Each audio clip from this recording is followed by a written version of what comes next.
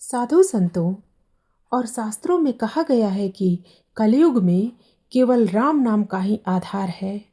पर क्या आप जानते हैं कि 2 अक्षरों के राम नाम में कितनी शक्ति छिपी हुई है?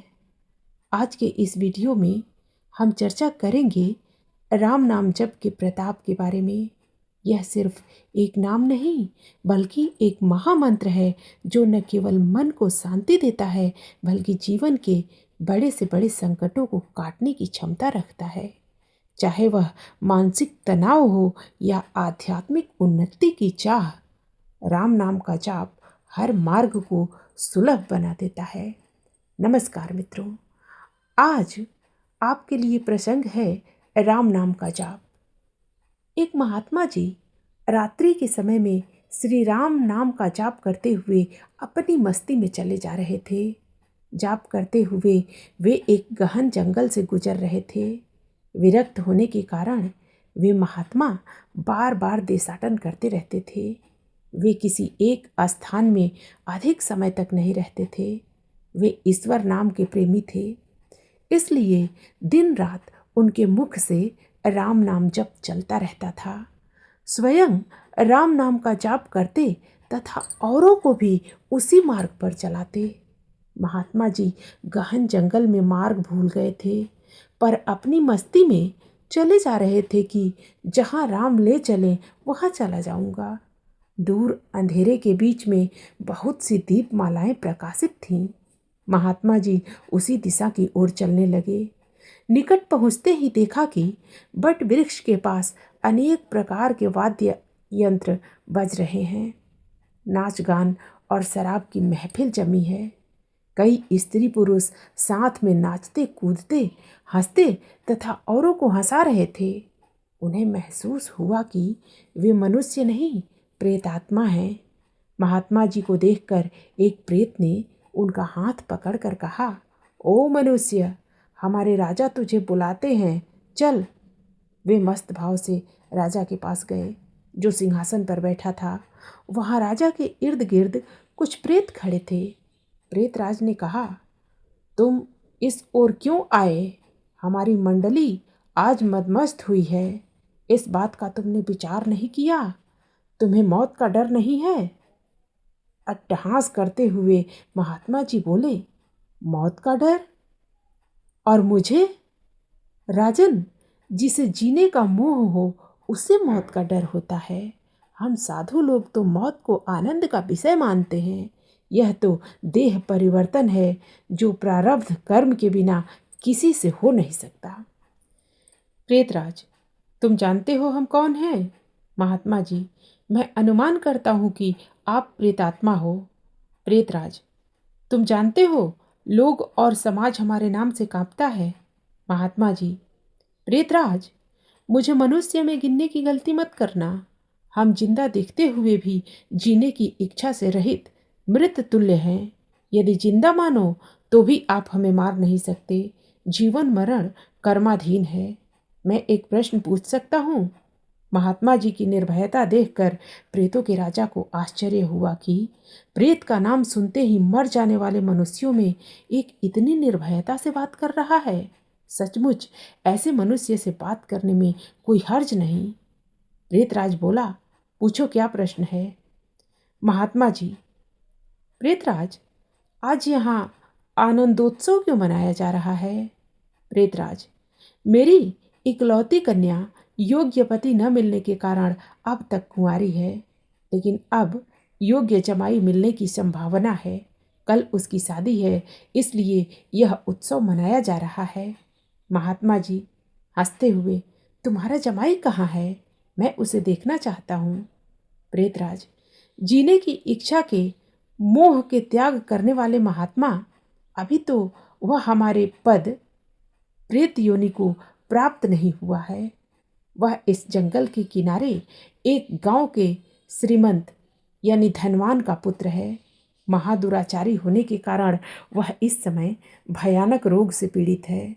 कल संध्या के पहले उसकी मौत होगी, फिर उसकी शादी मेरी कन्या से होगी। इसलिए रात भर गीत नृत्य और मद्यपान करके हम आनंदोत्सव मनाएंगे।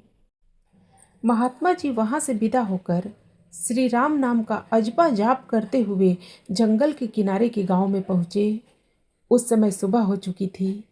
एक ग्रामीण से महात्मा ने पूछा, इस गांव में कोई श्रीमान का बेटा बीमार है? ग्रामीण, हाँ महाराज, नवलखा सेठ का बेटा सांकल चंद 1 वर्ष से रोगग्रस्त है। बहुत उपचार किए जाने पर उसका रोग ठीक नहीं होता। महात्मा जी नवलखा सेठ के घर पहुँचे। सांकल चंद की हालत गंभीर थी, अंतिम घड़ियां थीं। फिर भी महात्मा जी को देखकर माता पिता को आशा की किरण दिखी। उन्होंने महात्मा का स्वागत किया। सेठ पुत्र के पलंग के निकट आकर महात्मा जी राम नाम की माला जपने लगे। दोपहर होते होते लोगों का आना जाना बढ़ने लगा। महात्मा, क्यों सांकल चंद, अब तो ठीक हो? सांकल चंद ने आंखें खोलते ही अपने सामने एक प्रतापी संत को देखा तो रो पड़ा। बोला, बाबा जी, आप मेरा अंत सुधारने के लिए पधारे हो। मैंने बहुत पाप किए हैं, भगवान के दरबार में क्या मुँह दिखाऊंगा। फिर भी आप जैसे संत के दर्शन हुए हैं, यही मेरे लिए शुभ संकेत है। इतना बोलते ही उसकी सांस फूलने लगी, वह खांसने लगा। बेटा, निराश न हो, भगवान राम पतित पावन है। तेरी यह अंतिम घड़ी है। अब काल से डरने का कोई कारण नहीं। खूब शांति से चित्त वृत्ति के तमाम वेग को रोककर श्री राम नाम के जप में मन लगा दे। जाप में लग जा। शास्त्र कहते हैं, चरितम रघुनाथस्य सत्यकोटिम प्रविस्तरम एकैकम अक्षरम पुण्या महापातकम नाशनम। अर्थात 100 करोड़ शब्दों में भगवान राम के गुण गाए गए हैं। उसका एक एक अक्षर ब्रह्मा हत्या आदि महापापों का नाश करने में समर्थ है। दिन ढलते ही सांकल चंद की बीमारी बढ़ने लगी। वैद्य हकीम बुलाए गए, हीरा भस्म आदि कीमती औषधियाँ दी गईं, किंतु अंतिम समय आ गया। यह जानकर महात्मा जी ने थोड़ा नीचे झुककर उसके कान में राम नाम लेने की याद दिलाई।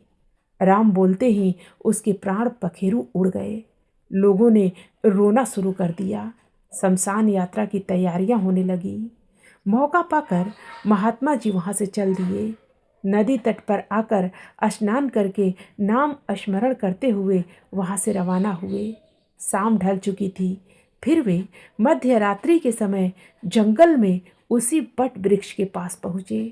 प्रेत समाज उपस्थित था। प्रेतराज सिंहासन पर हताश होकर बैठे थे। आज गीत, नृत्य, हास्य कुछ न था। चारों ओर करुण आक्रंद हो रहा था। सब प्रेत रो रहे थे। महात्मा ने पूछा, प्रेतराज, कल तो यहाँ आनंद उत्सव था, आज शोक समुद्र लहरा रहा है, क्या कुछ अहित हुआ है? प्रेतराज, हाँ भाई, इसीलिए रो रहे हैं। हमारा सत्यानाश हो गया। मेरी बेटी की आज शादी होने वाली थी, अब वह कुंवारी रह जाएगी। महात्मा, प्रेतराज, तुम्हारा जमाई तो आज मर गया है, फिर तुम्हारी बेटी कुंवारी क्यों रही? प्रेतराज ने चिढ़कर कहा, तेरे पाप से। मैं ही मूर्ख हूँ कि कल मैंने तुझे सब कुछ बता दिया। तूने हमारा सत्यानाश कर दिया। महात्मा ने नम्र भाव से कहा, मैंने आपका आहित किया, यह मुझे समझ में नहीं आता। क्षमा करना, मुझे मेरी भूल बताओगे तो मैं दोबारा नहीं करूँगा। प्रेतराज ने जलते हृदय से कहा, यहाँ से जाकर तूने मरने वाले को राम नाम स्मरण का मार्ग बताया और अंत समय में भी राम नाम कहलवाया। इससे उसका उद्धार हो गया और मेरी बेटी कुंवारी रह गई। महात्मा जी, क्या केवल एक बार नाम जप लेने से वह प्रेत योनि से छूट गया? आप सच कहते हो?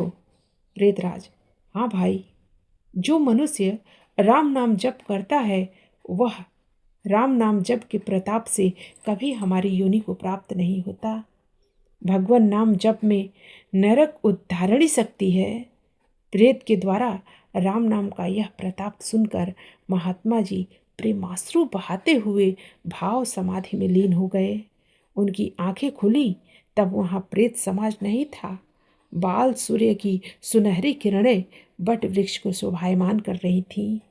मित्रों, फिर मिलते हैं नए प्रसंग के साथ। धन्यवाद।